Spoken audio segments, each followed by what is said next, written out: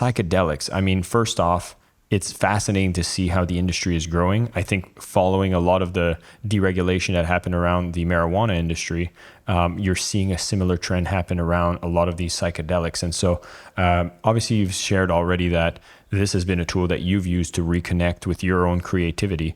But I'd be curious to see what has been going on in this industry for someone who might still be following the story, which is like, war on drugs are bad, don't touch this, stay away. And, you're kind of fighting that narrative in general.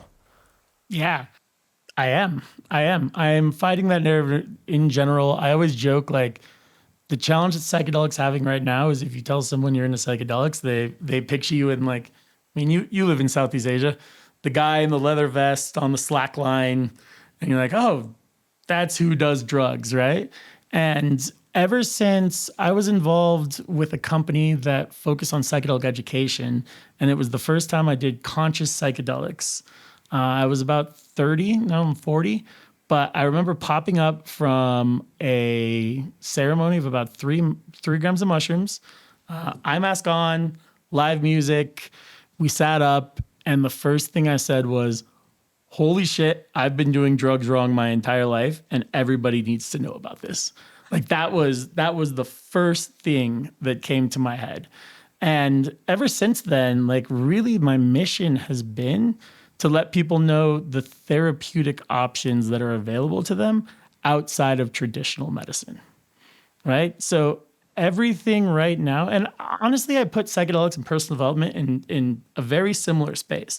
You can get to a state of Zen, of a state of internal being, understanding who your spirit is through breath work, but you can also do it with mushrooms. And for a lot of people who haven't had a breakthrough in breath work yet, mushrooms is a great starting point to kind of understand what that feeling is. And then it sort of evolves. And then all of a sudden, like nowadays, I don't even do that many psychedelics because I know the feeling and I can get there in other ways, like meditating and breath work. And yeah, the goal has been to kind of bring that to the masses. And in terms of like the way that I look at kind of everything as a competition, I'm up against pharmaceutical companies, right? I'm up against people who are like, hey, take an antidepressant and call me in the morning, when that might not necessarily be the right answer for everyone. And my goal is to just make sure that everyone has other options available if traditional medicine has failed them in any way. I find it's always interesting in these emerging markets, whether it's in psychedelics or it's in coaching. There's players that are out there bringing the education, trying to bring forward these kind of health benefits, but you're also dealing with the fact that there's very little regulation in these industries, and so you can have a lot of kind of bad apples that come through. Some people that are maybe doing more damage and good. And I'd be curious to know, what are you witnessing within that industry, and how do you make sure that that's not hurting the progress as opposed to pushing it forward? Yeah. So the company, my passion project right now, it's a company called Guides Collective, but that's exactly what we are aiming to kill.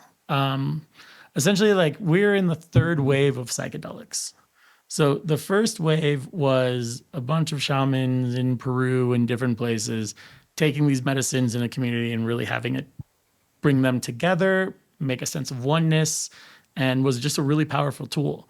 And then in the 70s, it kind of made this resurgence of mushrooms and LSD, but done in the most irresponsible ways possible because no one knew what they were doing, right? Like it was like, hey, have you heard of this thing called acid?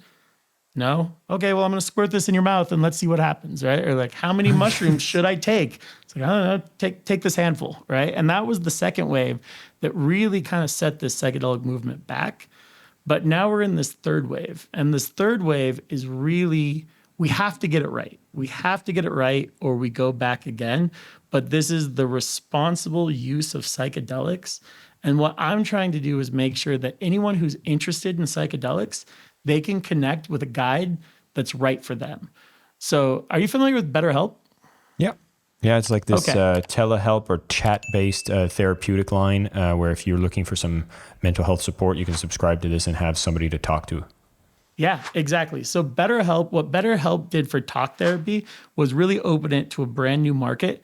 Because before BetterHelp, you had a directory of like therapists that you could maybe talk to, right? And in that directory, there was a whole bunch of acronyms you didn't understand, like MMD, focused in this, and you were just shopping through there. What BetterHelp did was really just have this questionnaire where you say, hey, here's what I'm going through. And then BetterHelp goes, here's a therapist focused in this. So if it was sexual trauma or if it was, going through a divorce, you had a therapist that was really specific to your needs. And that's what I'm trying to do in psychedelics, which is essentially the same thing. Because right now, if you were like, hey, I'm a little bit depressed and I've heard psychedelics are good, what do you do with that information, right? Do you eat a bunch of mushrooms? Do you take some LSD? Do you smoke DMT? Like that, there's really no rule book. And what I try to do is basically take what you're going through and then link you up with the vetted guide that's right for you. So someone who is an expert in, if it's religious trauma you had, here's someone who focuses on religious trauma. You're on SSRIs, so maybe mushrooms aren't right for you, but let's focus on this other medicine and really like get you to the right person. So whatever psychedelic experience you have, it's a positive one.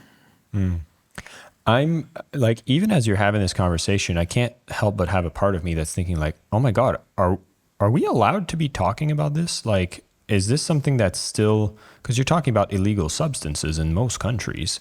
And so how does that work right now? Is it because it's still, it's a gray area and like you're out there marketing this and, there's the part of me that's like, I think this is great if you're bringing resources and I'm in full support, but there's a part of me that's like, oh my God, how do you do that?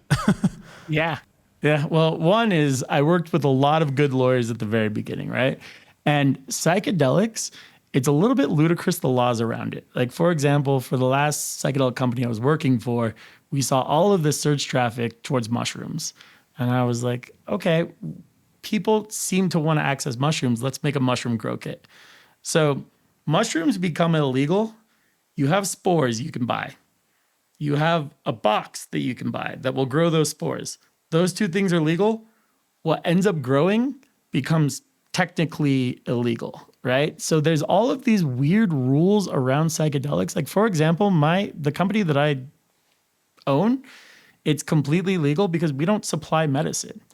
So to go around and talk about the benefits of MDMA for PTSD or psilocybin for depression is completely legal.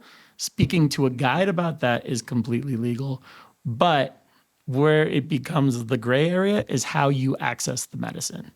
So a lot of times a guide won't provide medicine, but if you go get it somewhere else and you take it in front of a guide, that's legal. That's a facilitated journey. And really no one has done anything wrong except for, again, how someone procures it. But that's also it's not regulated at an individual level. And all states are kind of sliding in that direction. It's becoming very close to the same way marijuana went. I had this interesting story. So I enjoy coffee. That may be my drug of choice. And so in Ottawa, Canada, I'm downtown, very close to the Parliament, and I'm walking down the street, and there's this little espresso bar. And the genius, I did a marketing episode or a podcast episode here speaking about how this person refined his craft in roasting the perfect bean, serving the best espressos. So if I go to Ottawa, I need to go see this man, Jean-Philippe, and he wears a 3-piece suit and he serves me the best espresso I've ever had in my life. I love it. So I do that. I have my espresso and I'd park my car on the side of the street. And as I walk out and I come to get to the car, I notice in the corner of my eye, there's a lot of these crazy colors from a building on the side. And I turn and I realize there's a store right there selling psilocybin. And it's like a marijuana store, which is legal in Canada, and I've been seeing those pop up everywhere, but for psychedelics. And then I walk in, and I'm kind of confused because like right beside me was like a police car who's also having a bit of a coffee in the morning right next to it. And I'm confused, and I'm like, what the hell's going on? Isn't this like, you're a drug dealer in the middle of downtown running a shop that's openly selling marijuana. And he was like, yeah, some of the police officers come and buy it sometime as well. They had like chocolate-based psilocybins. They had drinks. They had all sorts of things that were based. And I was like, what the hell's going on? So I can see this trend of deregulation. I'm fascinated because going back 20 years ago and telling you that there'd be a shop selling psilocybin, didn't even think possible. Thank you so much for listening to the Selling with Love podcast. We have some previous episodes you can tune into right here. And if you prefer the short form content where you get to the point in under 10 minutes, we do have a ton of clips from our best episodes that are being shared on this channel as well. So pick which one supports you the most. And of course, thank you for liking, subscribing, and of course, selling with love.